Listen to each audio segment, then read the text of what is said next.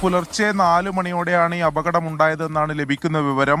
ഇവർ പരിയാരത്ത് മെഡിക്കൽ കോളേജിൽ നിന്നും മണിപ്പാറയിലേക്ക് മണിപ്പാറ സ്വദേശികളാണ്. അവിടത്തേക്ക് പോകുന്നതിനിടെയാണ് ഈ അപകടമുണ്ടായത്. വയത്തൂർ പാലം, അവിടെ ഈ കനത്ത മഴയെ തുടർന്ന് പുഴ കരകവിഞ്ഞ് ഈ പാലത്തിന് മുകളിലൂടെ ഈ വെള്ളം ഒഴുകിയിരുന്നു. ഈ പാലത്തിലൂടെയാണ് ഇവരുടെ ഓട്ടോ ടാക്സി കടന്നുപോയത്. അതിനിടെ ഈ വെള്ളം ഒഴുകുന്ന ഇതിൽ നിയന്ത്രണം വിട്ട് ഇത് തൊട്ടരികിലേക്കുള്ള പുഴയിലേക്ക് മറിയുകയായിരുന്നു. കൈവരികളില്ലാത്ത പാലമാണത്. ആ പുഴയിലേക്ക് ഈ ടാക്സി മറിഞ്ഞു.